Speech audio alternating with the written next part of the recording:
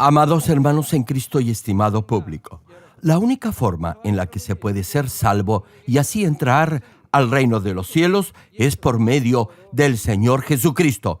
No hay otro medio. Muchos cristianos predican el Evangelio afirmando que si uno cree en el Señor Jesús, será salvo. Pero en realidad no pueden explicar en forma clara la providencia de la salvación. No pueden explicar claramente por qué se es salvo creyendo en el Señor Jesús. Esta es la novena prédica de la serie El mensaje de la cruz. Y hoy les compartiré la providencia de la salvación y por qué se es salvo cuando cree en el Señor Jesucristo.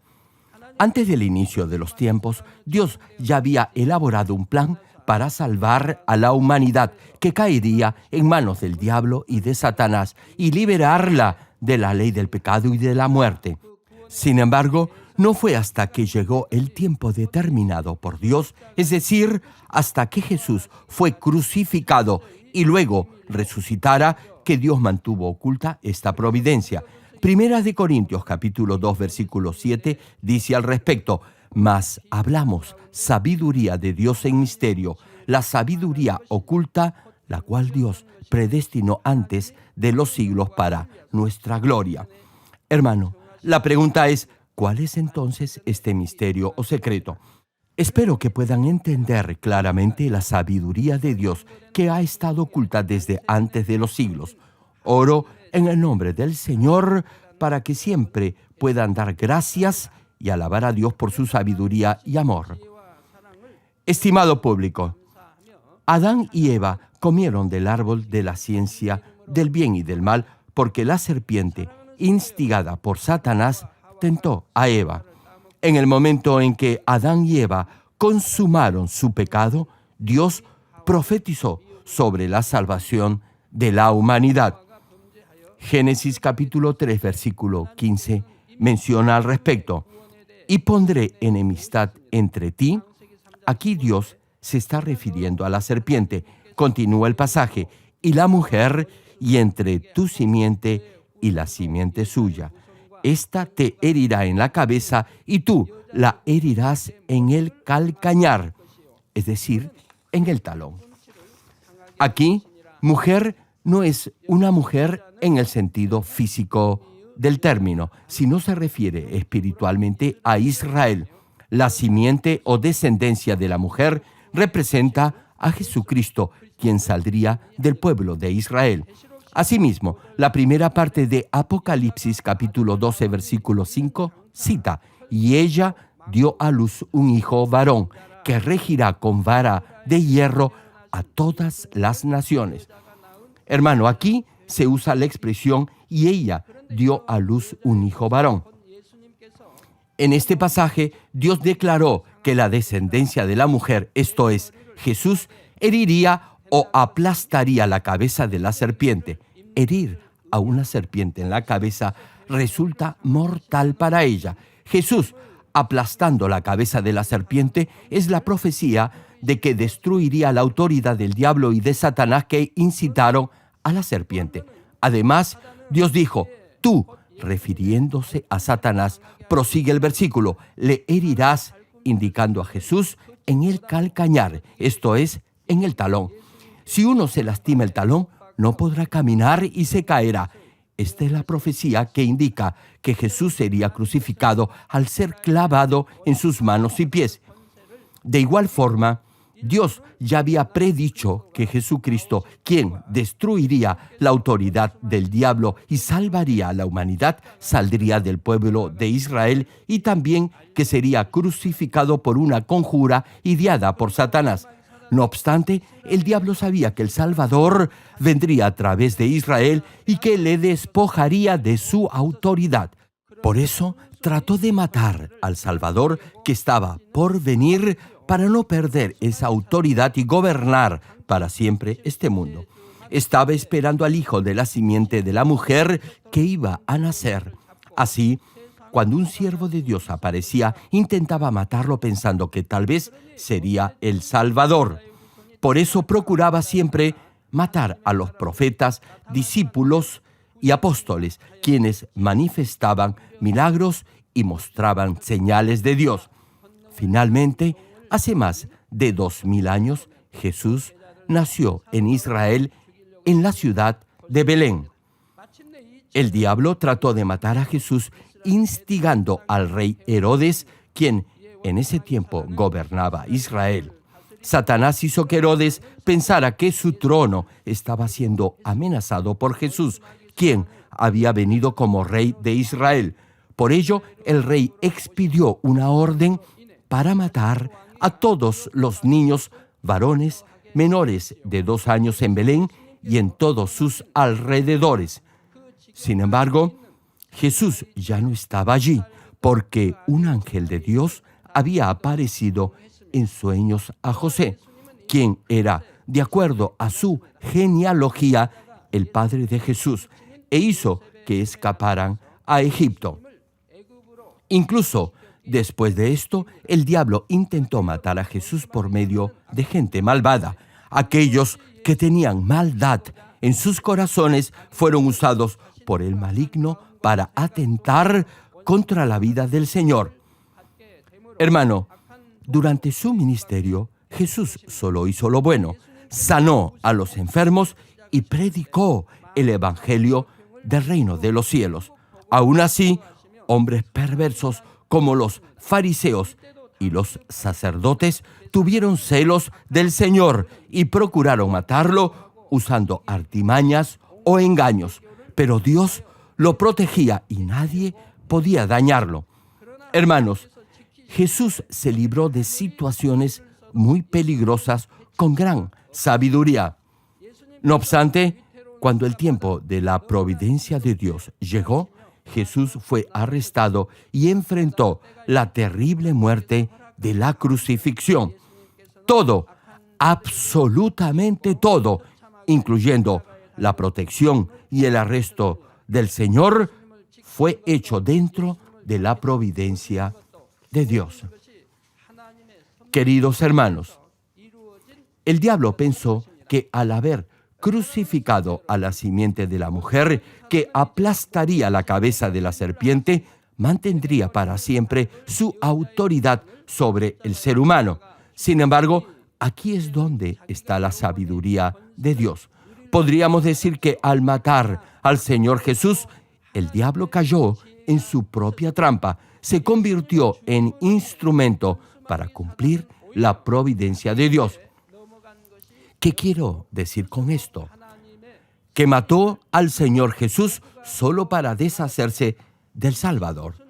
No obstante, de acuerdo a la ley espiritual que se menciona en Romanos capítulo 6, versículo 23, que establece que la paga del pecado es la muerte, el castigo de la muerte solo puede ser aplicado a los pecadores.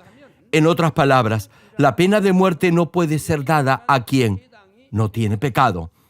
Jesús no tenía pecado original ni había cometido pecado personal, por lo que no había razón alguna para matarlo. No tenía pecado original porque no era descendiente de Adán. Fue concebido por el Espíritu Santo y desde su nacimiento nunca violó ninguna ley y jamás cometió pecado alguno. Sin embargo, el diablo instigó a los perversos para que crucificaran al inocente Jesús y, como resultado de ello, violó la ley espiritual. Ahora bien, por infringir esta ley espiritual, el diablo tuvo que entregar al Señor la autoridad que le había sido dada por el pecado de Adán para gobernar sobre el hombre y la muerte. Jesús fue crucificado, pero como no tenía pecado, pudo destruir la autoridad sobre la muerte y resucitar. Asimismo, aquellos que llegan a ser uno con el Señor, creyendo en Él de corazón, pueden ser liberados de la autoridad del diablo y de la muerte y entrar en el reino de los cielos. Los que han muerto luego de haber recibido al Señor y aquellos que están unidos con Él tendrán un cuerpo resucitado cuando nuestro Señor regrese y gozarán por 7 años del banquete de las bodas del Cordero en el aire y tendrán vida eterna. La profecía de Dios referida a que la simiente de la mujer aplastaría la cabeza de la serpiente, se cumplió con toda exactitud.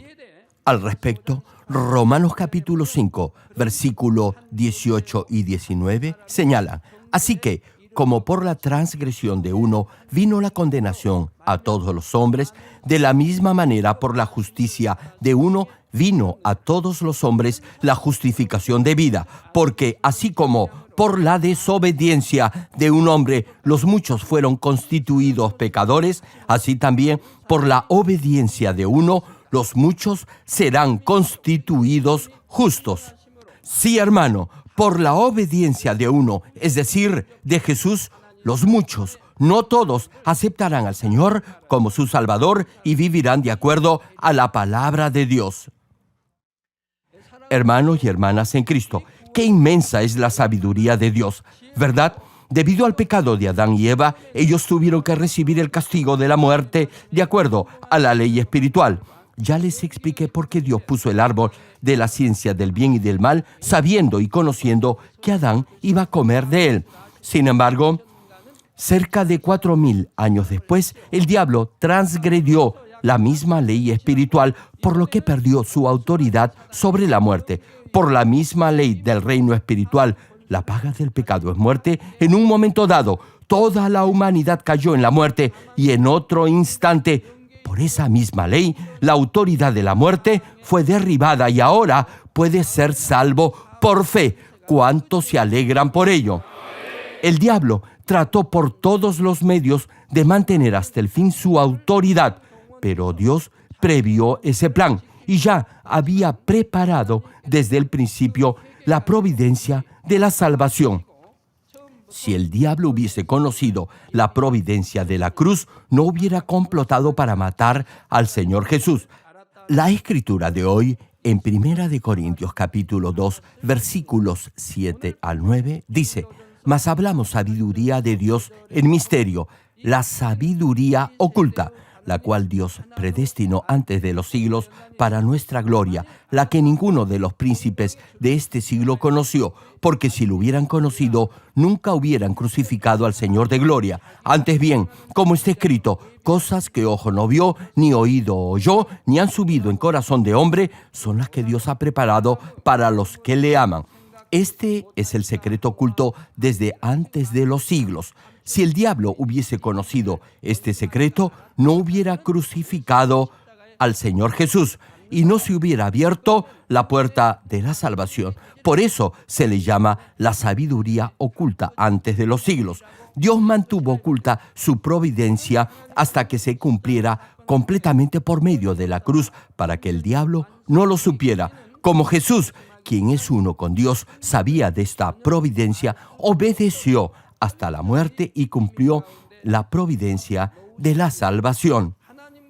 Efesios capítulo 2, versículo 8, menciona sobre el particular: porque por gracia sois salvos por medio de la fe, y esto no de vosotros, pues es don de Dios. Sí, hermano, su salvación es un don de Dios. No es salvo porque es bueno o inteligente. Es salvo por la gracia de Dios. Es un regalo del Todopoderoso.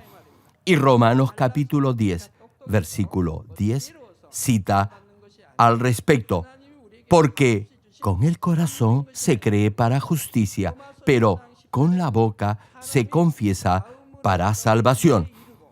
En otras palabras, no debe tan solo tener una fe cultural, formal o religiosa, sino que debe creer con el corazón. Por eso, aquellos que creen con el corazón vivirán de acuerdo a la palabra de Dios, guardarán los mandamientos y andarán en la luz. Así serán justificados, desecharán lo que Dios dice que debe desechar, como despojarse de toda maldad. No harán lo que Dios dice no debe hacer, y harán lo que Dios dice debe hacer. Así, repito, serán justificados, y al confesar su fe con su boca, serán salvos. En el momento en que confiesen que creen, esa declaración será verdadera. Serán salvos por esta confesión verdadera de su fe. Solo si llega a ser uno con el Señor, creyendo en Él, podrá ser salvo por la gracia de Dios. Estimado público, ¿qué significa llegar a ser uno con el Señor? Solo confesar con sus labios que cree en el Señor no es una evidencia de tener verdadera fe. Tiene que creer y demostrar su fe con hechos, es decir, en su vida diaria. Si realmente sabe que Dios es amor, que es su Padre y que Jesús es su Salvador, entonces vivirá por la palabra de Dios. Esa es la prueba de su fe. Dios verá la evidencia de su fe, la aceptará y entonces podrá ser salvo. Jesús dijo en Juan capítulo 6, versículo 56, lo siguiente, y cita la Escritura: el que come mi carne y bebe mi sangre, en mí permanece, y yo en él. Y en Juan capítulo 17, versículo 21, agrega: para que todos sean uno como tú, oh Padre, en mí y yo en ti, que también ellos sean uno en nosotros, para que el mundo crea que tú me enviaste. Hermano, comer la carne y beber la sangre del Hijo del Hombre es guardar la palabra del Señor en nuestro corazón y ponerla en práctica. Si guarda la palabra del Señor y la pone en práctica, permanecerá en el Señor y el Señor permanecerá en usted. Por cierto, no es fácil guardar y practicar toda la palabra de Dios desde el momento en que acepta al Señor. Son pocos los que lo hacen inmediatamente después que aceptan al Señor como su Salvador. Pero si realmente quiere y procura hacerlo, Dios se lo contará como un acto de fe. Hermano, la forma en que llega a ser uno con el Señor es cambiando su corazón y asemejándose de esta manera a Él. Si en realidad cree en el Señor, definitivamente obedecerá y pondrá en práctica su palabra en su vida diaria. Procurará guardar mandamientos como ser santo, despojarse de todo pecado y de toda forma de maldad, ser honesto, veraz, servir a los demás, buscar el beneficio del otro y no el de usted, etc. Hermano, si la gente del mundo oye esto, pensará que todo esto es una locura, que no tiene sentido alguno. No obstante, Primera de Corintios capítulo 1, versículo 18 dice: porque la palabra de la cruz es locura a los que se pierden, pero a los que se salvan, esto es, a nosotros, es poder de Dios. Por ejemplo, los domingos, los no creyentes salen de paseo o practican algún deporte. Sin embargo, los cristianos vienen a la iglesia y adoran a Dios en su día de descanso. Por ello, para los que no creen, esto les parece una locura, pero esa es la evidencia de su fe. Hermano, si tiene fe en el Señor, podrá con gozo vivir de acuerdo a la palabra de Dios, incluso si eso en algún momento le representa un sacrificio. Elegirá el camino estrecho, la puerta angosta, con agradecimiento, porque tendrá la absoluta seguridad de su salvación al andar en la luz y, asimismo, la firme esperanza por entrar al hermoso reino celestial.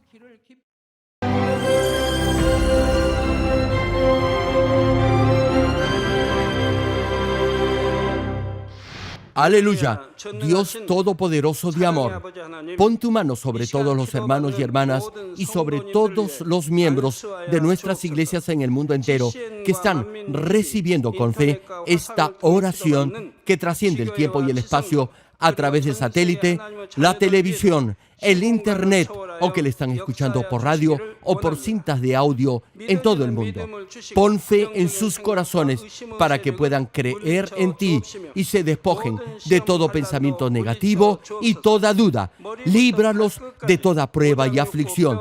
Quema con el fuego del Espíritu Santo de la cabeza a los pies toda parte enferma, incluyendo toda célula, tejido y nervio, todo órgano interno e intestinos. Que la luz de tu Espíritu venga sobre ellos. En el nombre de Jesucristo, ordeno al diablo y a Satanás, a todo tipo de enfermedad, germen y dolencia, fuera. Quema con el fuego del Espíritu Santo toda enfermedad incurable y toda dolencia crónica. Que toda enfermedad contagiosa, resfriado y fiebre desaparezca. Protégelos de cualquier tipo de microbio, virus y bacteria. Sánalos de todo tipo de cáncer, incluyendo cáncer al estómago, al pulmón, al hígado, cáncer de mama, cáncer al útero, al intestino y toda otra enfermedad como el SIDA, leucemia, apoplejía cerebral, presión arterial alta y baja, enfermedades cardiovasculares y pulmonares, diabetes, enfermedades propias de la mujer, enfermedad a la tiroides y toda clase de inflamación. Quema con el fuego del Espíritu Santo toda polio, derrame cerebral, artritis y hernia. Que todo tipo de dolor de espalda, de cabeza y toda clase de neuralgia desaparezca. Líbralos de toda epilepsia, autismo, depresión, neurosis y enfermedades mentales y de toda clase de parálisis. Que los cojos y tullidos se levanten y caminen. Restaura la vista y el oído. Que los ciegos abran sus ojos, los sordos vuelvan a oír y que los mudos empiecen a hablar. Líbralos de todo tipo de accidente. Restaura los huesos rotos. Sana toda quemadura. Líbralos de toda adicción a las drogas. Regenera los nervios, tejidos y células muertas. Revive a los muertos. Bendice a los que no pueden tener hijos. En el nombre del Señor Jesucristo, ordeno al diablo y a Satanás, al príncipe de la potestad del aire y a toda fuerza del mal, fuera. Todo espíritu maligno, inmundo, de engaño, espíritu de mentira, espíritu de división, de tentación y todo otro espíritu de iniquidad, fuera.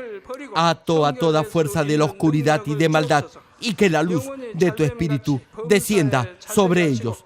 Padre, fortalécelos para clamar en oración y dales poder para desechar todo pecado y llegar a la santidad. Que tengan salud, que sus almas prosperen y que sus familias sean evangelizadas y vengan al Señor. Protégelos de todo tipo de accidente y bendícelos para que tengan una vida de éxito y prosperen todo. Guarda y protege a todos tus hijos y sus hogares, centros de trabajo y negocios con el muro de fuego del Espíritu Santo, con tus huestes celestiales y tus ángeles y con tus ojos que son como llamas de fuego. Da a los estudiantes sabiduría y perseverancia y pon en sus corazones el anhelo de estudiar y progresar. Guarda sus corazones y pensamientos de todo lo mundano y siembra en ellos un ferviente amor por el Señor. Dios, bendice a tus hijos y que todo lo que hagan sea para gloria tuya. Gracias, Padre, por haber escuchado nuestra oración. Toda la gloria sea para ti. He orado en el nombre de nuestro Señor Jesucristo. 아멘.